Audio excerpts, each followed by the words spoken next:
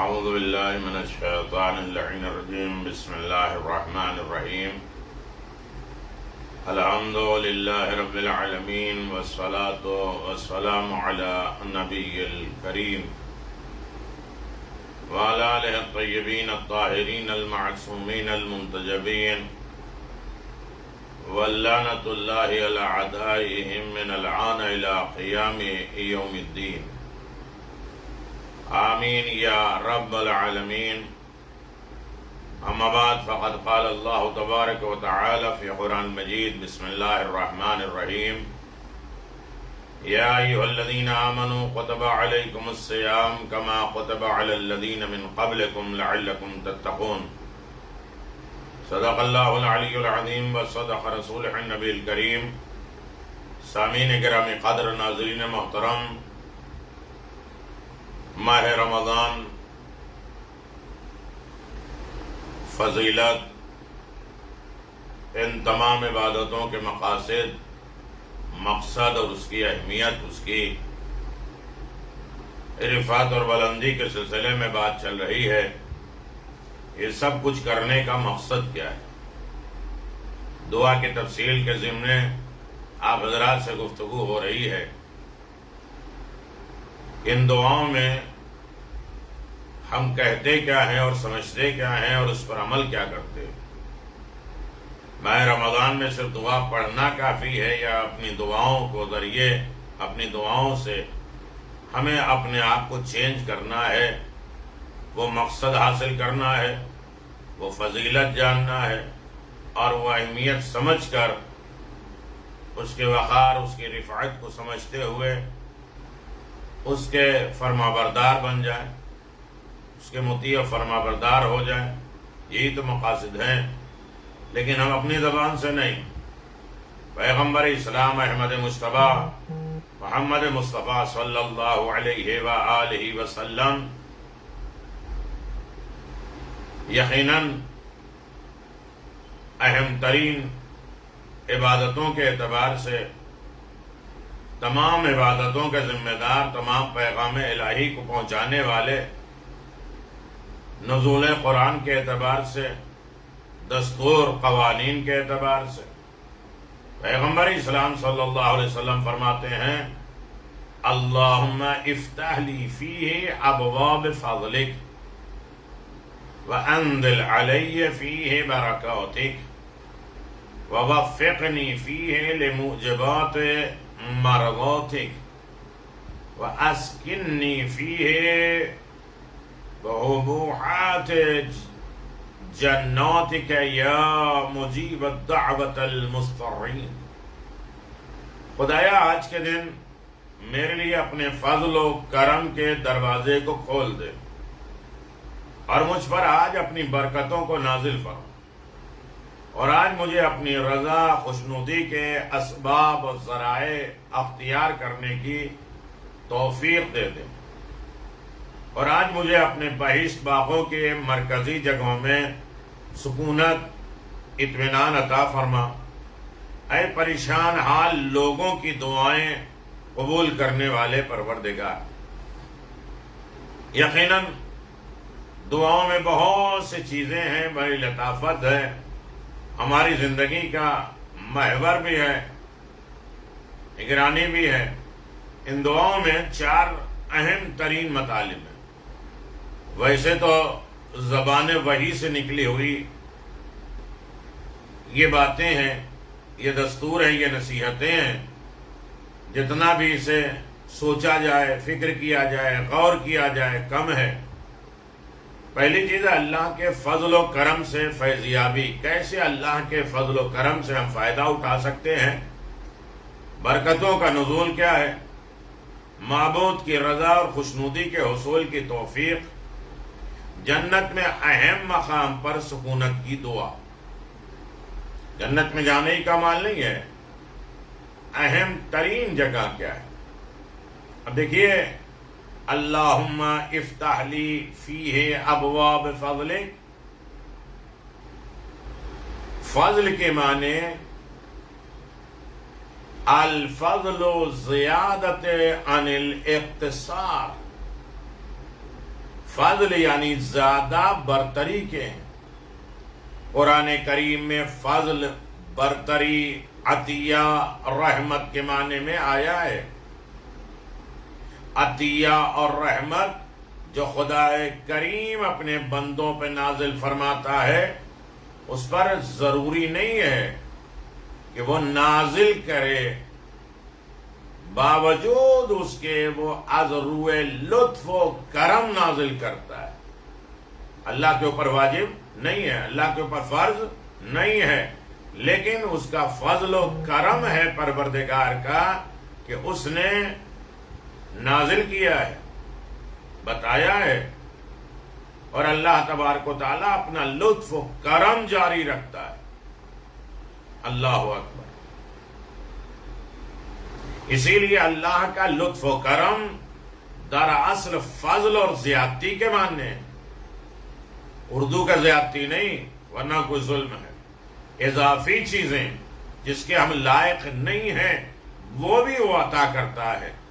اور فضل قرآن مجید میں بہت سی جگہوں پہ آیا ہے، لَقَدْ فَضَّلْنَا بَعْضَ النَّبِيِّينَ عَلَى بَعْضٍ، کہ ہم نے بعض انبیاء کو بعض پر فضیلت اور برتری دی ہے۔ یعنی ان تمام روزہ اور دعا اور نماز، افطاری، سحری اور مناجات اور قرب الہی، غریبوں کا خیال کرنا، اپنے حساب کرنا، ان سب چیزوں کا مقصد کیا ہے، فضیلت کیا ہے، اہمیت کیا ہے، یہ میرا موضوع ہے۔ یقیناً آج کے دن بندہ اپنے معبود کی بارگاہ میں اس طرح دعا کرتا ہے، خدایا آج کے دن میرے لیے اپنے فضل و کرم کے دروازے کو کھول دے، یعنی عطیہ اور بخشش کی راہوں کو کھول دے، واہ کر دے، دروازہ اوپن کر دے۔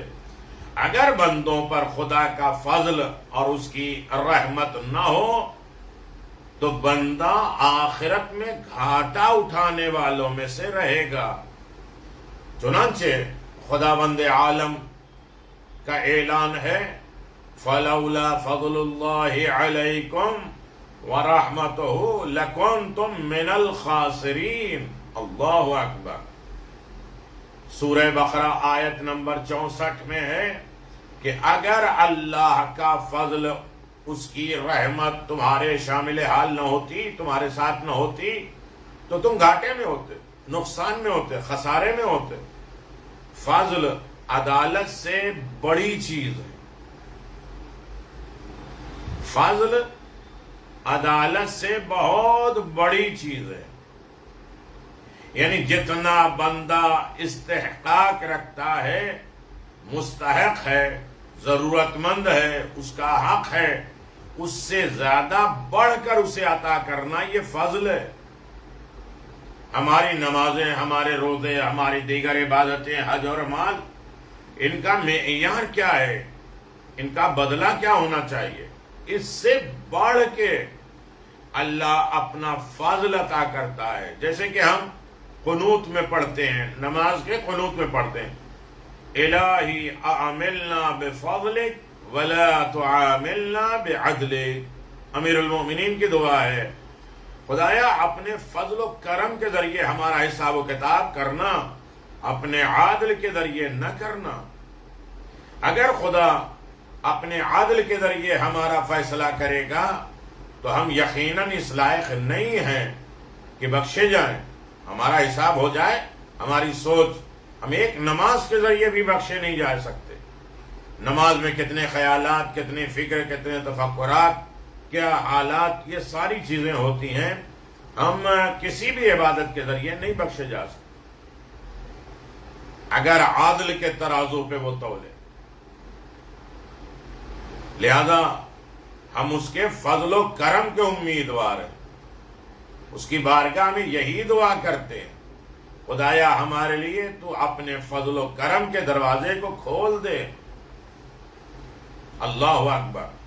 اپنے فضل و کرم کے دروازے کو کھول دے، اور یقیناً اگر فضل الہی مل گیا تو انسان کامیاب ہے۔ اور ہر جگہ فضل الہی ہی ہوتا ہے۔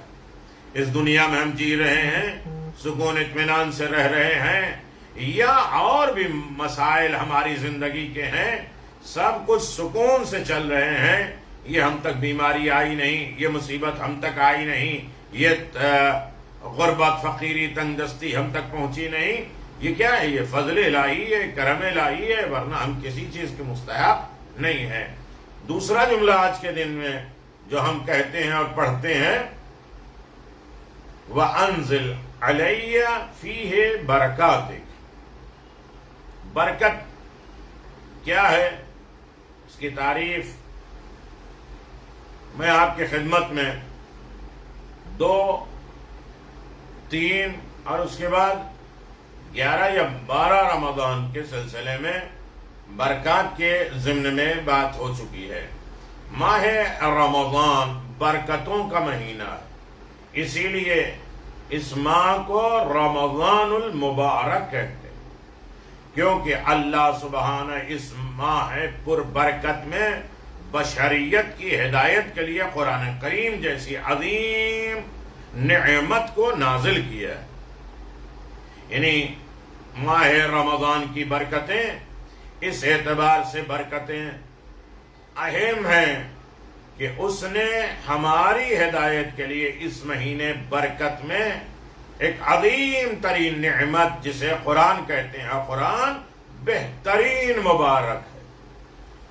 جس شب میں یہ نعمت نازل ہوئی ہے، اس رات کے سلسلے میں اللہ نے کہا اِنَّا أَنزَلْنَاهُ فِي لَيْلَةِ الْمُبَارَكَةِ، کہہ کر شب بابرکت قرار دیا ہے سورہ دخان آیت نمبر 3 میں۔ یقیناً برکات کے ضمن میں 3 تقریریں ہو چکی ہیں۔ برکت کی جمع، برکات کی جمع برکت ہے۔ برکت مادہ ہے جس کے معنی نمو ہونا، بڑھنا، زیادتی ہونا، اضافہ ہونا۔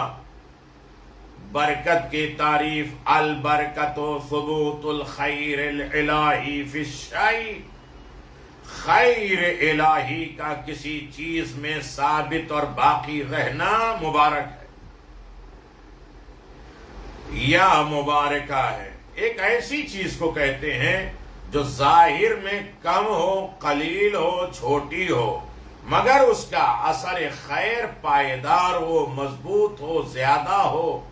شہزادی کونین حضرت فاطمہ زہرا سلام اللہ علیہا کے القابات میں سے ایک لقب ہے مبارکہ، کیونکہ حضرت فاطمہ زہرا سلام اللہ علیہا جو بظاہر رسول کی بیٹی، اکلوتی بیٹی ہے، بظاہر رسول کی اکلوتی بیٹی ہے جو حق ہے یقیناً ہے، مگر ان کی پاکیزہ نسل آج بھی باقی ہے۔ کتنی بابرکت وہ نسل ہے، شہزادی کتنی بابرکت ہیں۔ اکیلے ہوتے ہوئے آج دنیا میں سب سے زیادہ اولاد فاطمہ زہرا سلام اللہ علیہا پائی جاتی، کتنی بابرکت۔ اِنَّا أَعْطَيْنَاكَ الْكَوْثَرَ، ان کی نسل کی کثرت بتائی، شہزادی کی ذات بابرکت ہے۔ مگر یاد رہے، برکت صرف اور صرف خیر ہی سے مخصوص ہے، شر میں برکت نہیں کر سکتے، جھوٹ میں برکت نہیں کر سکتے۔ لہذا اگر اولاد فاطمہ زہرا میں سے کوئی شر پسند اور بے عمل ہو، اسے شہزادی کی نسل بابرکت کا مصداق قرار نہیں دیا جا سکتا۔ خیر سے برکتیں ہوں، لہذا اولاد فاطمہ زہرا کو بہت اہتمام کے ساتھ، بڑے سوچ بوجھ کر زندگی گزارنا ہے، اور ہر طریقے کی خیر ہی خیر ان کی زندگی میں آئے، تاکہ ان کی زندگی میں برکتوں کے ساتھ ہمکنار رہے اور سلسلہ جاری رہے۔ آج کے دن خالق کائنات کی برکت میں بندہ مومن کی یہی دعا ہے، خدایا آج کے دن مجھ پر اپنی برکتوں کو نازل فرما۔ وہ شب بس نصیب ہے، بد نصیب ہے جو اس ماہ پر برکت اور خیر میں برکتوں سے محروم رہ جائے۔ اس مہینے کی آمد سے پہلے رسول مقبول صلی اللہ علیہ وسلم اس کے استقبال میں فرماتے ہیں کہتے ہیں ایھا الناس انہ قد اقبل الیکم شہر اللہ بالبرکہ والرحمہ والمغفرہ وشہرہ عند اللہ افضل الشہور وایامہ افضل الایام لیالہ افضل اللیالی وساعتہ افضل الساعات۔ اللہ اکبر۔ اے لوگو، برکت، رحمت، مغفرت کے ہمراہ اللہ کا مہینہ تمہاری جانب آ رہا ہے۔ یہ وہ مہینہ ہے جو اللہ کے نزدیک تمام مہینوں سے افضل اور برتر ہے، جس کے دن تمام دنوں سے افضل، جس کی راتیں تمام راتوں سے افضل، جس کی گھڑیاں تمام گھڑیوں اور ساعتوں سے افضل اور برتر ہے۔ خالق سے یہی دعا ہے، خدایا ہمیں اس ماہ کی برکتوں سے محروم نہیں کرنا، ہماری زندگی میں ہر طریقے کے لطف و کرم عنایت فرما، اور ہر طریقے کے ہماری زندگی میں برکت عنایت فرما، ہماری روزی میں، ہماری زندگی میں، ہمارے اعمال میں، ہماری اچھائیوں میں، ہمارے کار خیر میں، ہمارے تیرے احکام کو فالو کرنے، اتباع اور اطاعت کے ضمن میں ہر طریقے کی برکتیں عنایت فرما، محبت اہل بیت میں برکتیں عنایت فرما، اور شیطان سے دوری حاصل کرنے کے لیے بھی ہمیں برکت عنایت فرما کہ ہم ان سے برات کر سکیں، اس سے اپنے آپ کو چھڑا سکیں۔ تیسرا جملہ، بہت مختصر گفتگو ہوتی ہے لیکن ایک ایک لفظ پہ بحث کیا جائے تو اشرے چاہیے۔ تیسرا جملہ ہے وَوَفِّقْنِي فِيهِ لِمُوجِبَاتِ مَرَضَاتِكَ۔ بندہ اپنے خالق کی بارگاہ میں اپنے ہاتھوں کو اٹھائے ہوئے، خدایا آج مجھے اپنی رضا اور خوشنودی کے اسباب، ذرائع، علل، سبب، انواع، اقسام، راستے، وہ سب حاصل کرنے کی ہمیں توفیق عطا فرما۔ اس ضمن میں رضا اور خوشنودی کے متعلق تفصیل سے گفتگو ہو چکی ہے، ایک دعا میں آ چکا ہے کہ جو کچھ بھی ہے کہ ہم خواب غفلت سے بیدار ہوئے، ہمیں تلاوت قرآن مجید کا حکم دیا گیا، پھر اس کے بعد تیسرے دن ہمیں عقل و فہم ملی، عقل و فہم کے ذریعے خدا کے ذکر میں لذت ہوئی، پھر دوام حاصل کیا، پھر اس کے بارگاہ میں اور بلند ہونے کے لیے استغفار کیا، اور پھر استغفار کے بعد رضا اور خوشنودی، اللہ کی سب سے بڑی دولت اطاعت، خدا سے راضی رہنا۔ خدا کہتا ہے جب بندہ مجھ سے راضی ہو جاتا ہے تو میں اس سے راضی ہو جاتا ہوں، یعنی جنت سے بڑی چیز ہے رضائے الہی، خوشنودی پروردگار۔ یقیناً اس کے لیے دعا مانگتے ہیں، صرف توفیق کے متعلق تھوڑی دیر باتیں کیا جائے گا۔ ہم کہتے ہیں توفیق تو ہمیں ملی نہیں، ہمیں توفیق ملتی 10-12 لوگوں کو افطار کراتے، ہمیں توفیق ہوتی تو امام بارگاہ بنا دیتے، یہ کرتے وہ کرتے۔ توفیق نہیں ہے، توفیق کے لیے بھی 37 چیزوں کی ضرورت ہے۔ توفیق کوئی گفٹ نہیں ہے جو اٹھا کے پاکٹ میں رکھیں، توفیق کے لیے بھی حرکت چاہیے۔ توفیق مادہ ہے وفق سے، مصدر باب تفعیل سے ہے، جس کے معنی موافقت کے ہیں۔ اصطلاح میں توفیق یعنی خارج میں تمام ظاہری معنوی اسباب وسائل کا فراہم ہونا اور باہم موافق ہونا، اور اس کا خدا ہی کے دست قدرت میں ہونا۔ یہ سارا اسباب خدا کے ہاتھ میں، سارا نظام پروردگار کے ہاتھ میں۔ مقصد دیکھیے، فضیلت دیکھیے، اہمیت دیکھیے۔ اگر انسان کسی نیک کام کو انجام دیتا ہے تو اس نیک کام کو انجام دینے کے لیے جو مقدمات فراہم ہوتے ہیں، جن کی وجہ سے انسان اس نیک کام کو کر گزرتا ہے، وہ سب اللہ کے ید اختیار میں ہے، اللہ ہی کے ہاتھ میں ہے۔ جو کچھ بھی نظام الہی توفیق مانگتے ہیں، توفیق کا مطلب ہی یہی ہے کہ موافقت کرنا۔ توفیق 37 چیزوں سے ملتی ہے، ہر جگہ اللہم ارزقنا توفیق عطا۔ توفیق کیا ہے؟ انسان کسی نیک کام کو انجام دیتا ہے تو اس نیک کام کو انجام دینے کے لیے جو مقدمہ ہوتا ہے، جو اس کا فرسٹ ہوتا ہے، اس کے لیے راستہ ہموار کرنا۔ یعنی انسان نماز تو پڑھے گا، نماز کا مقدمہ کیا ہے؟ وہ آمادگی، وہ تیاری، وہ طہارت اور وہ تمام نجاستوں سے بچنا، اپنے آپ کو آمادہ کرنا، یہ سوچ خیال ذکر الہی ایسے نہیں آئیں گے معصومین وضو کرتے تھے تو کانپتے تھے. مولا کائنات اپنے حجرے سے نکل گئے مرتا آسمان کی طرف دیکھتے تھے, ہاں یہ وہی رات ہے جس میں علی خوف ہے, خوف خدا میں رو رہے ہیں. یہ مقدمہ ہے عبادت سے پہلے, کتنی سوچ ہو, اور جن کی وجہ سے انسان اس نیک کام کو کر گزرتا ہے. یعنی اچھا مقدمہ, اچھی سوچ, اچھی فکر ہو تو انسان نیکی کر لیتا ہے, اور وہ سب اللہ ہی کے اختیار میں ہے. آمادہ کرنا, تیار کرنا, ہوشیار کرنا, توفیق مانگنا, ان مقدمات کا فراہم ہونا توفیق الہی ہے. ہر نیک کام کے لیے جو آمادگی ہوتی ہے, تیاری ہوتی ہے, وہ توفیق الہی ہوتی ہے.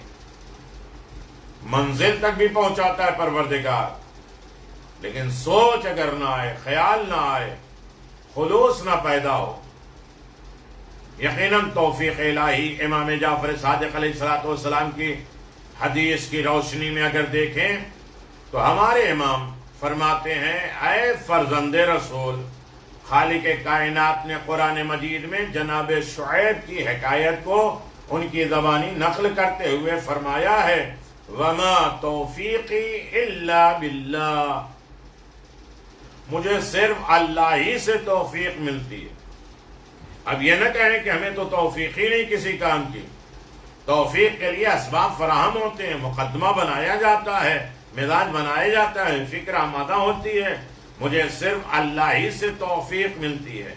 اور ایک جگہ پہ خود قرآن مجید نے کہا, ان ینصر اللہ فلا غالب لکم وَأَن يَخْذُلْكُمْ فَمَنْ ذَا الَّذِي يَنْصُرُهُ مِنْ بَعْدِهِ. مسلمانوں, اگر اللہ تمہاری مدد کرے گا تو پھر کوئی تم پر غالب نہیں آئے گا.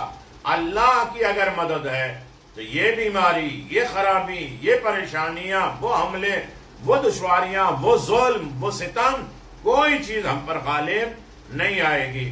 یہ کریم پروردگار کا کرم ہے, لطف عنایات ہے کہ اللہ کہتا ہے توفیق یہ ہے کہ اگر پروردگار کی نصرت مل گئی. ویسے تو ہی اللہ نے خود قرآن مجید میں اعلان فرمایا, ان تنصر اللہ ینصرکم, اگر تم میری مدد کرو گے تو میں تمہاری مدد کروں گا. یعنی خدا یہ کہہ رہا ہے کہ یقیناً جب تک تم میری مدد نہیں کرو گے میں تمہاری مدد نہیں کروں گا. آج ہر وقت دعا مناجات انسان لگا ہوا ہے کہ خدا کی مدد مل جائے, یہ مصیبت, یہ پریشانی, دشواری چلی جائے. پہلے دیکھیں کہ ہم نے خدا کی کتنی نصرت اور مدد کی, اس کے دین کی, اس کے احکام کی, اس کے بھیجے ہوئے نبی اور امام کی, اس کے تمام قوانین کی کتنی ہم نے حفاظت کی ہے, اور کتنا ہم نے اس کے اوپر عمل کیا ہے. اللہ کی نصرت اور مدد اگر ہو جاتی ہے تو وہ کوئی بھی اس کے اوپر غالب, کنٹرول نہیں کر سکتا. اور اگر اللہ تمہارا ساتھ چھوڑ دے, قرآن کہہ رہا ہے ان یخذلکم, اگر اللہ تمہارا ساتھ چھوڑ دے پھر کون ہے جو تمہاری مدد کو پہنچے. آج ہم دواؤں کے ذریعے اپنے آپ کو صحت کرتے ہیں, صحت مند بناتے ہیں, تو دواؤں کو بھی کس نے آرڈر دیا؟ یہ کائنات میں دوا کے تمام اسباب, مادہ کس نے بنایا؟ وہ کیسے آرڈر کرتا ہے یہ دوا فائدہ کرے, یہ دوا فائدہ کر لے, ایک مت فائدہ کرے؟ یہ سب کچھ خدا کے ہاتھ میں. لیکن اگر خدا چھوڑ دے, اس نے ناصر بھیجے ہیں, نصیرہ بھیجا ہے, مدد کرنے والا بھیجا ہے, یقیناً اگر خدا چھوڑ دے تو پھر کون ہے جو ہماری مدد کر سکے؟ اس سے مراد کیا ہے, اس کا مطلب کیا ہے؟ سورہ آل عمران میں ہے, آیت نمبر 160. امام فرماتے ہیں اگر کوئی بندہ دستور الہی کے مطابق, قانون پروردگار کے مطابق اسے فالو کرے, قانون کے مطابق, لا کے مطابق, اللہ کے آرڈر کے اعتبار سے زندگی اطاعت اور عبادت الہی انجام دے, تو وہ بندہ موافق یعنی صاحب توفیق کہلاتا ہے. جیسا کہا ہے اللہ نے, جس طرح کہا ہے اس میں نہ ہماری خواہشات آئے، نہ چونچرا آئے، نہ ہماری ذاتیات آئے۔ ہماری ذاتیات کا مسئلہ ہوتا ہے ہماری ذاتی دشمنی کس سے ہے اور ذاتی دوستی کیا ہے۔ نہیں، خدا کی اطاعت اور عبادت کو اس انجام میں اس طرح سے اس کے قانون کو فالو کریں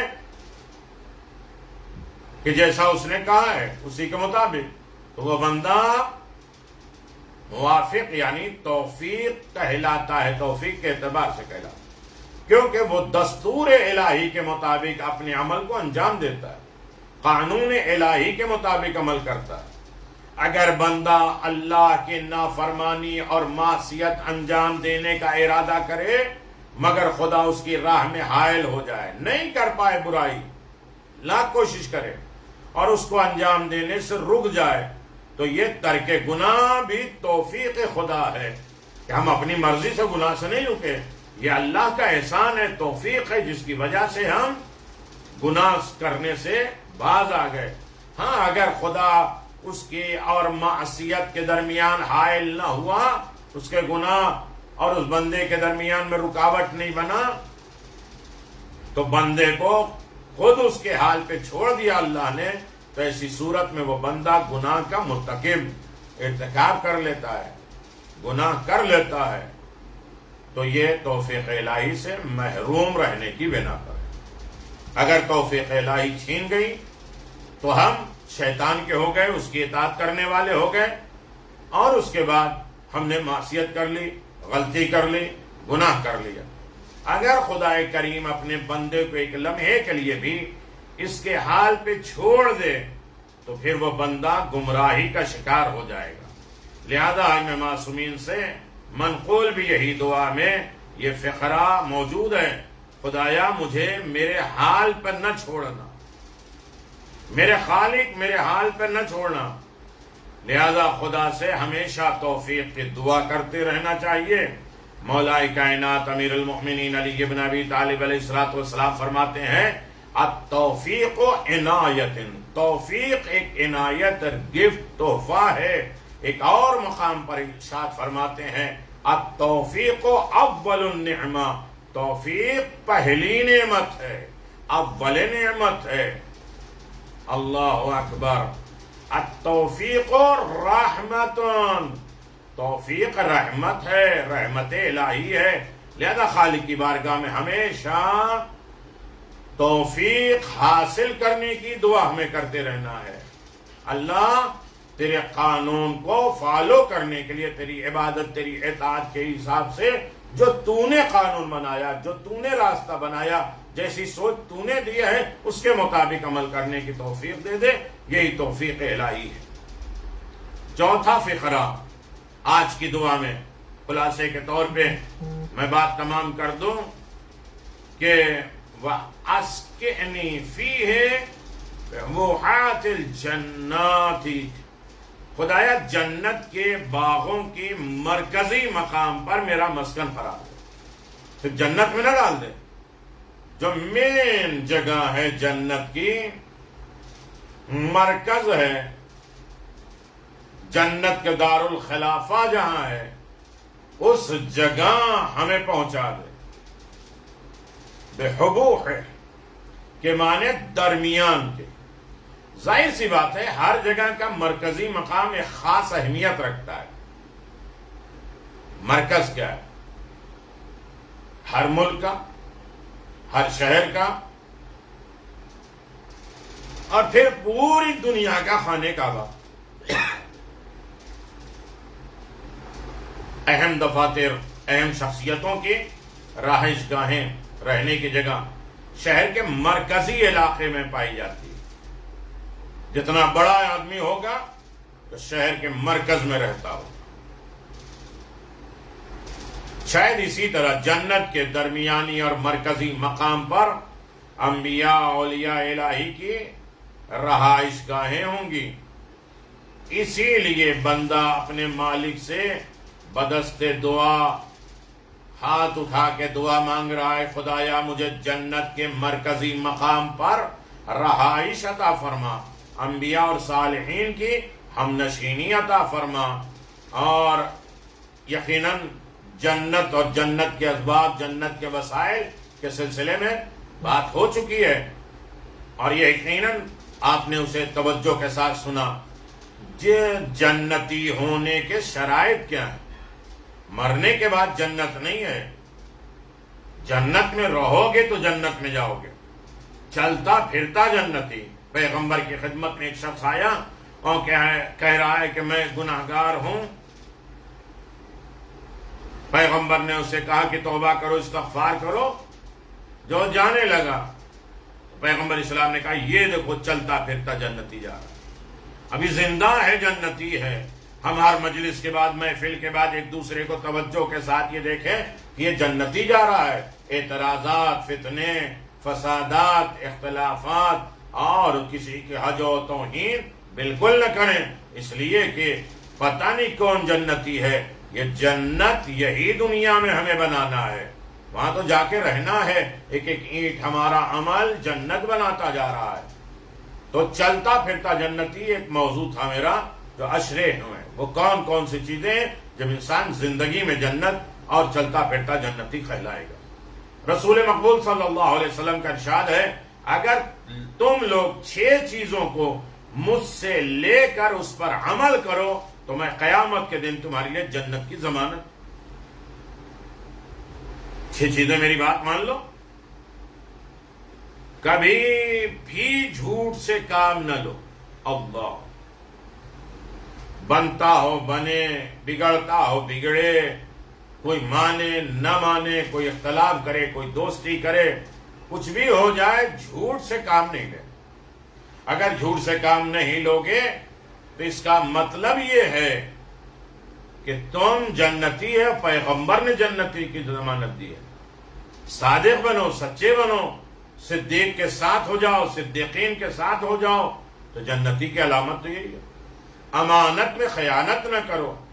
مالی، قولی، فعلی، کسی طریقے کی امانت میں خیانت نہیں ہے. تفصیل کا بالکل وقت نہیں ہے. وعدہ خلافی نہ کرو. عالم ارواح میں جو ہم نے وعدہ کیا ہے وہ بھی، بندوں سے جو کیا ہے وہ بھی، خدا سے جو کیا ہے، نبی سے کہا، قرآن سے کہا. شب قدر میں قرآن سر پر رکھ کے کتنے وعدے لیے ہم نے. 10 نام لے کے قسمیں کھائیں، واسطہ دیا ہے کہ جو کچھ بھی قرآن میں ہے وہ حق ہے. جو قرآن کے ساتھ نازل ہوا ہے، جس کا تذکرہ اس میں ہوا ہے، جو ہم خوف کرتے ہیں، جن چیزوں سے امید لگاتے ہیں، سب پر ہم عمل کریں گے. کتنے وعدے، ایگریمنٹ. ایک تو سر خودی قرآن ہے، پھر ہاتھ میں قرآن، پھر وہی قرآن کو سر پہ رکھ کے بھائی یہی تو دعا کرتے ہیں نور قرآن نور عقل سے مل جائے. ہماری عقل کامل ہو جائے اس قرآن کے ٹچ کرنے سے. قرآن تھوڑی دیر ہمارے دماغ سے ٹچ نہ ہو. شب قدر میں ہے تو ایسے ٹچ ہو جائے قرآن مجید جو کم از کم 1000 مہینہ یعنی 83 سال 4 مہینہ کم از کم قرآن کا وہ اثر ٹچ کرنے کا کچھ دن تو رہے. ایسا نہیں کہ قرآن ہمارے سر سے ہٹا، قرآن الگ، ہمارا سر الگ. ہماری عقل قرآن کے تابع ہو جائے، فرما بردار بن جائے، تواضع کرنے لگے. قرآن کے آگے ہماری عقل و فہم، قرآن مجید کے آگے ہماری سوچ، ہماری وچار، یہ سب کچھ اس کے سامنے جھک جائے اور انسان اپنے آپ کو ان کے سامنے سرنڈر کر دے، اپنے آپ کو اسی کے سامنے کر دے کہ اب ہماری لائف قرآن کے مطابق ہوگی. قرآن کو سامنے رکھ کے کہتے ہیں، یہی تو کہتے ہیں ہماری نگاہ پیچھے رہے گی، قرآن آگے رہے گا. ہماری زبان پیچھے رہے گی، قرآن آگے رہے گا. ہماری سانسیں پیچھے رہیں گی، قرآن آگے رہے گا. ہمارے کان پیچھے رہیں گے، قرآن آگے رہے گا. یہ سب اگر کر لیں تو یقیناً انسان کامیاب ہو جاتا ہے. تو وعدہ خلافی نہ کرو، بالکل وعدہ خلافی. ہر عالم میں کوئی بھی وعدہ ہو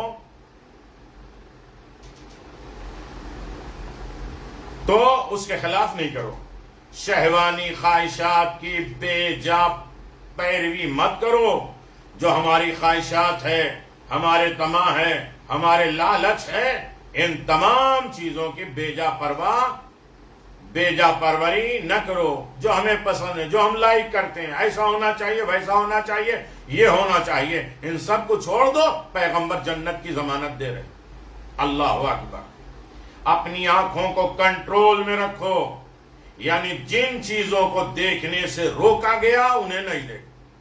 اب ہم جو کچھ بھی دیکھیں گے وہ قرآن کے مطابق دیکھیں گے، قرآن جس کے ساتھ ہے اس کے مطابق دیکھیں گے، کہاں دکھوانا چاہتا ہے کہاں نہیں دکھوانا چاہتا، کہاں سے ہمیں روکنا چاہتا ہے کہاں ہمیں آمادہ کر رہا ہے۔ اگر یہ چیز ہو جائے تو ہم جنتی بن جائیں گے۔ چھٹی چیز ہے، پیغمبر نے فرمایا یہ 6 چیزوں کی ضمانت دے دو، ہم تمہیں جنت کی ضمانت دے رہے ہیں۔ اپنے ہاتھ اور زبان کی حفاظت کرو۔ ماہ رمضان زبان کے کنٹرول کرنے کا نام ہے۔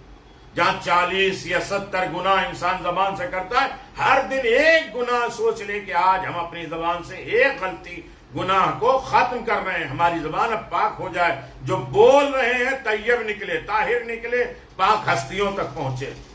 اپنے ہاتھ اور زبان کی حفاظت کرو، کہیں اس سے ظلم سرزاد نہ ہو، ہاتھ کسی کے خلاف نہ جائے، گواہی نہ ہو، کسی کے خلاف پن نہ چلائے، کسی کے ظلم کے لیے ہمارا ہاتھ نہ بڑھے، بلکہ یہ ہاتھ مددگاروں کے لیے ہے، سپورٹ کرنے کے لیے۔ جو اٹھ نہیں پاتے انہیں اٹھاؤ، جو سہارا نہیں لیتے انہیں سہارا دو۔ اپنے ہاتھ کے ذریعے کبھی یتیموں کے سر پہ ہاتھ پھیرو، کبھی مددگار اور منصف مددگار بن جاؤ۔ زبان کو لطف و عنایات کے ساتھ نرم مزاجی سے گفتگو کرو تاکہ اخلاق اچھا جانا جائے، لوگ تمہاری طرف رغبت کریں، تم سے بدظن نہ ہو۔ اچھی زبان لوگوں کے دلوں میں محبت پیدا کر دیتی ہے۔ اگر یہ 6 چیزیں ہو گئیں تو پیغمبر نے کہا کہ ہم جنت کی ضمانت دے رہے ہیں۔ میرے عزیزو، یہ تھا مقصد، فضیلت، اہمیت۔ 22 ماہ رمضان ہے، شب میں آپ اعمال کریں گے، قرآن مجید کے نزول، اللہ ہم سب کو قرآن کے مطابق عمل کرنے کی توفیق عنایت فرما، قرآن اور اہل بیت سے محبت، تمسک کی دولت عنایت فرما، ہم جو بھی ان راتوں میں طلب کریں اسے عطا فرما، جو بہتر اسے عطا فرما، جو بہتر نہ اسے رد فرما، ہم سب کے مرحومین کی مغفرت فرما، زندوں کی حفاظت فرما، تمام فتنے آفات اور بلاؤں سے ہمیں محفوظ فرما، عزت و کامرانی کی زندگی عنایت فرما، ہر رکے کاموں کو آسان فرما۔ اے میرے کریم پروردگار، زیارت ائمہ معصومین کی توفیق عنایت فرما، حج و عمرے کی دولت عنایت فرما، فتنے سے ہمیں بچنے کی دولت عطا فرما۔ امام علیہ السلام کے چاہنے والے میں شمار فرما، اور خاص طریقے سے امام کے ظہور میں تعجیل فرما۔ مومنین کو حفظ و امان میں رکھا، صحت سلامتی کے ساتھ رکھنا، یہ بیماری، یہ خرابی، یہ دشواریاں سب کچھ ہم سے دور فرما۔ اللہ سکون قلب، اطمینان عنایت، زیادہ زیادہ ذکر محمد اور آل محمد کرنے کی توفیق عنایت فرما۔ وآخر دعوانا ان الحمدللہ رب العالمین، وصلی اللہ علی نبی الکریم وعلی آلہ الطیبین الطاہرین۔